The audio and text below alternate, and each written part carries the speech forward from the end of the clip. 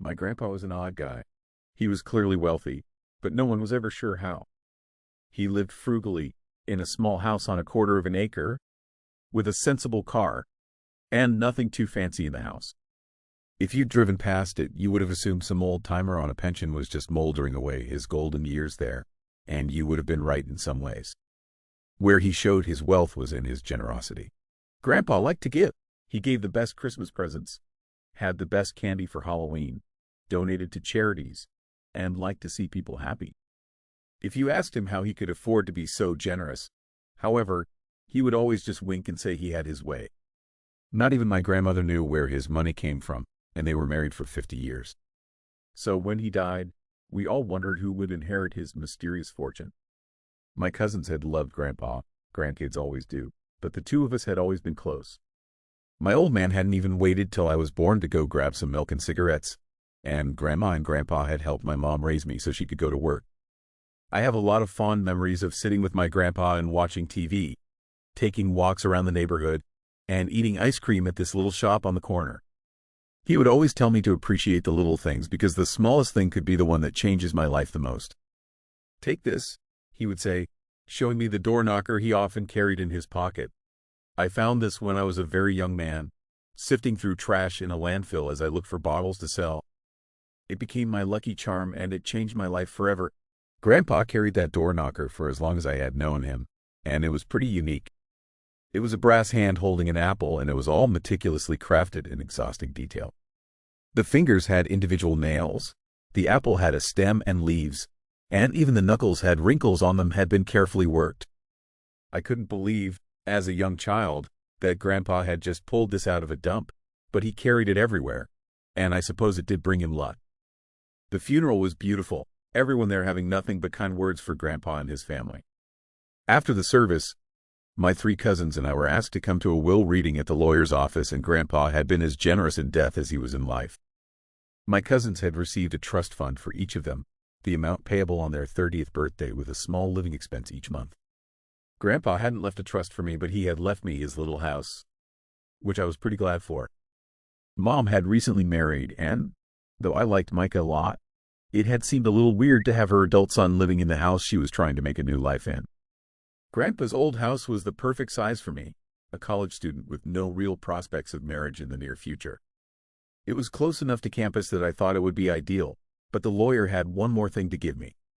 "Your grandfather was also very clear that I give you this," he said, handing me Grandpa's lucky charm, the brass door knocker. I thanked him, thinking I might hang it somewhere in the house in Grandpa's memory. It seemed only fitting to make a little memorial wall out of it. After all, Grandpa had loved the thing, and it had been his only constant possession for years. So, I moved in that day, taking my things and wishing my mom and stepdad goodbye as I, too, embarked on a new life. Over the next few days, I changed the house around a little. I hung my flat screen on the wall, I moved Grandpa's favorite chair around, I added my books to his bookshelf, and I donated his clothes and some of his other things to one of his favorite charities in town. I think Gramps would like the thought that his stuff would help people in need, and they were very thankful. A few of them offered condolences, having read about his death in the paper. Grandpa bought a lot of his stuff from Goodwill and Habitat for Humanity, but he also donated a lot, so he was well known to them. It was Friday, about 4 days after the funeral, when I noticed the knocker on the counter and remembered my plans to hang it and make a memorial wall. I didn't have anything else planned for that day, so it seemed like a fine pursuit. I hung the knocker in the living room, putting it above a little shelf where I put some candles and a picture of Granddad. I put his wallet up there, too, something else he was never without, and I added a tin of Altoids, a pocket watch I had seen him wear, and a few other pictures of him.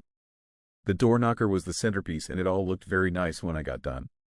As I finished, I stepped back and admired it, thinking that Grandpa would have liked it, too. That night was the first time I heard the knocking. I was lying in bed, doing some doom scrolling before I went to sleep, when suddenly I heard a loud thump from the living room. I took out my earbud and listened, wondering if something had fallen over or maybe someone was at the door. But I didn't hear anything. I shrugged, thinking it had been my imagination, but just before I could slip the earbud back in, I heard it again. 3 long booms from the living room and then silence. I got up, wondering who would be knocking on my door at this time of night. I went to the front door and looked out the peephole. I opened the door to see if someone was joking around, but there was no one there. The front porch was empty, and Grandpa didn't have bushes or anything to hide behind.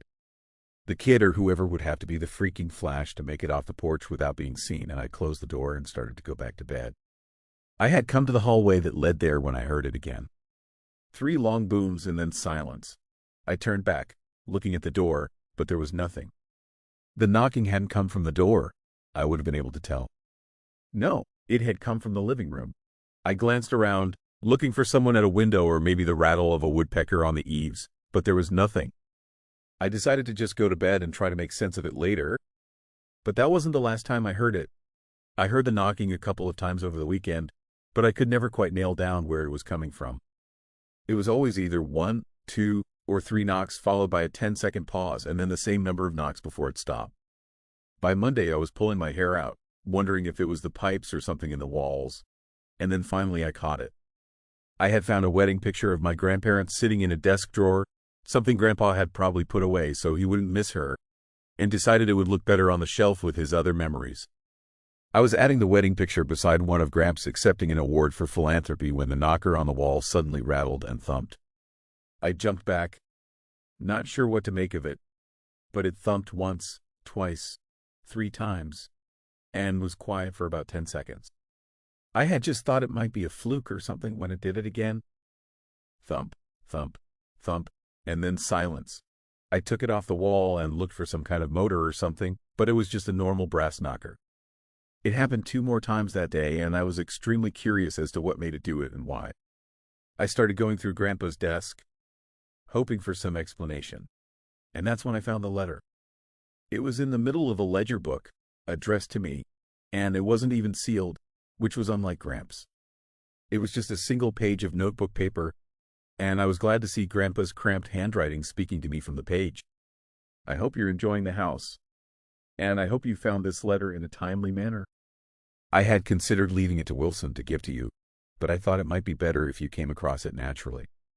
Also, I wanted you to receive the knocker, and Wilson may have decided to keep it if he'd read the letter.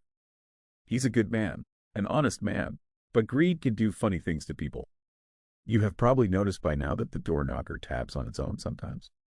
You wouldn't believe how I discovered its power, a complete accident, but I swear that what I'm about to tell you is absolutely true. The door knocker opens doors to different places. Place it on a door and wait for the knocks. Once it knocks, open the door and travel to where it takes you. The knocker only has 3 destinations, but they have been of great benefit to me and our family.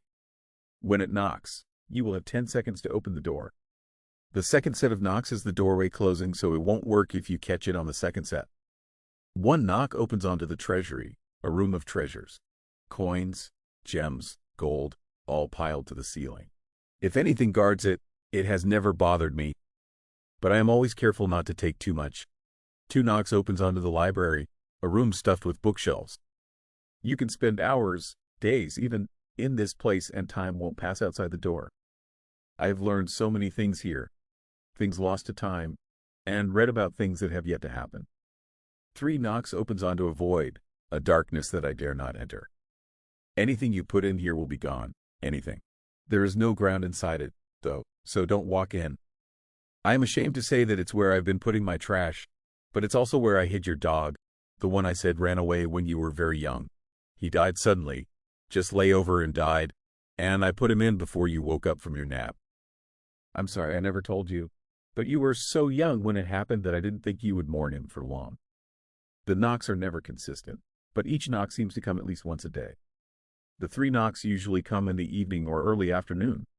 1 knock is usually in the morning or before noon, and the 2 knocks comes when it will. While you are inside, don't let the door close. I was stuck in the library for a long time once and was fortunate that your uncle came along and opened the door. Time doesn't affect people the same way inside the door as it does here, so spend as much time as you want there. If you get hurt, however, you will still be injured, so be careful. You and I have always been close, and I know you and your cousins have speculated for years about my mysterious fortune. The knocker is yours to do with what you will, but always remember that money breeds difficulty, which is why I have always kept it a secret. Good luck. I love you, kiddo. I read through the note a few times, trying to make sense of it. There was no way. Grandpa had always been sharp, not real problems mentally, but this sounded like the mad ramblings of a lunatic. The knocker, however, had moved on its own. That much was true. It occurred to me that there was a way to test the rest of it, so I decided to do just that. I took the knocker off the wall where I had hung it and attached it to the closet door in the living room. It looked a little silly there, a door knocker on a door that opened onto a closet with 2 coats and a bunch of board games in it, but I wanted to be sure. It was silly, the kind of thing you read about in fairy tales, but I wanted to be sure. I had a while to wait, but it finally happened just as I was thinking of going to bed. It was around 10:30 and I was reaching for the remote to turn the TV off when I heard it. 2 loud knocks, seconds apart, on the closet door. I popped up, remembering I had 10 seconds to get there, and threw the door open. I expected to find the same closet that he had been there earlier. I expected this to be a joke from my grandfather.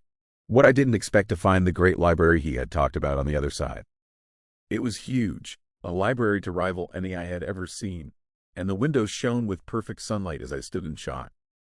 The shelves were tall, taller than the roof of the house I stood in, and they had long, trestled ladders with wheels to slide along the floor. I could see a grand staircase, and I felt sure there would be levels above the next as well.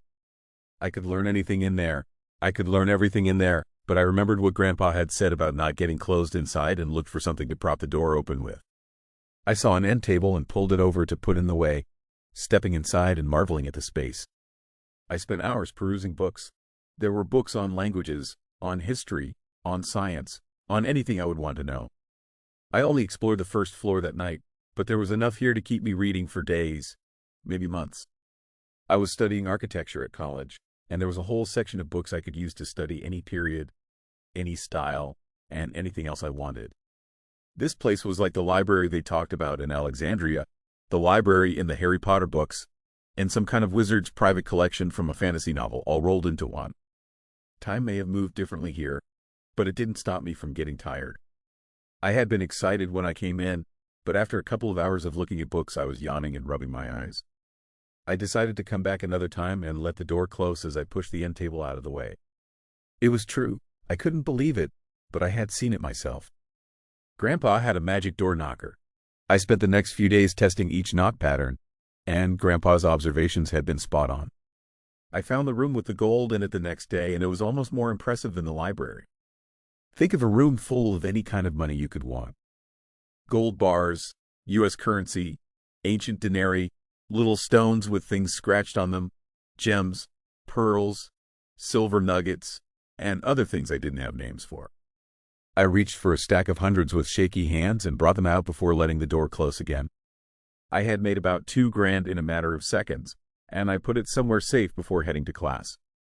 The void was a little scarier when I got it, but I had been setting garbage bags beside the door in case I was home when the knock came. The void was just what it claimed to be. It was like looking out at the night sky, except there were no stars. It was an inky, unnatural blackness, and I wondered if maybe Nietzsche had been describing this place. I came slowly out of the bathroom, watching as strange lights came flashing from between the cracks in the door. It was like a haunted house attraction, and I almost expected to see smoke billowing out from underneath it. The knocks were shy, almost uncertain, and I was preparing to head to my room when something hit the door hard enough to shake it in the frame. I jumped back, not sure what to make of it, and when it hit it again, I fell onto my butt and just watched it shake. Whatever was knocking was adamant about getting in, and it slammed its weight into the door again and again. The knob rattled, the door shook, and the lights flashed faster and angrier. My teeth were chattering. This had never happened before, and I was terrified that whatever it was might get through. It slammed into it again, the old wooden door cracking in the frame, and when it struck this time, I saw something break through the surface and come grabbing blindly from within. It was an arm, a long, purple arm covered in scales. It thrashed around, trying to find something to grab, and the sounds from within were like bats and birds turned up to 1,000. It shivered right on the edge of hearing, and I expected my ears to start bleeding. It was looking for the knob, and I wasn't sure what would happen if it found it. Instead, it bumped into the knocker. It fell off the door. It was only held on by a couple of screws, and as it clattered onto the floor, the most hellish sound of all ripped from the hole before being cut off as suddenly as it had begun. The lights, the noise, and the banging all stopped with a suddenness that made me dizzy. I stood up, looking at the broken door, and walked slowly into the living room to see the extent of the damage. Something was bumping, but I thought maybe the arm had knocked something over. I wanted to make sure the knocker was okay, but as I came around Grandpa's old chair, I saw what was making all the noise. It was the arm that had come through the door. It was leaking black fluid all over the hardwood and flopping around like a fish. It didn't flop for long, but now I'm left with a problem. The portal only seems to open when the knocker is up, but unless it's up, I can't open it. I wonder if this is why my grandpa kept it with him so often. Did he, perhaps, have a visitor one night when he least expected it? For now, I'm keeping the knocker in my bedside table, but even as I lay here writing this, I can hear it bump against the wood every now and again. The money will eventually run out. That or my curiosity to learn will get the better of me, and I'll hang the knocker again. But I think, for now, I'll let it sit. No need to invite trouble if I don't have to. My inheritance had some strange rules.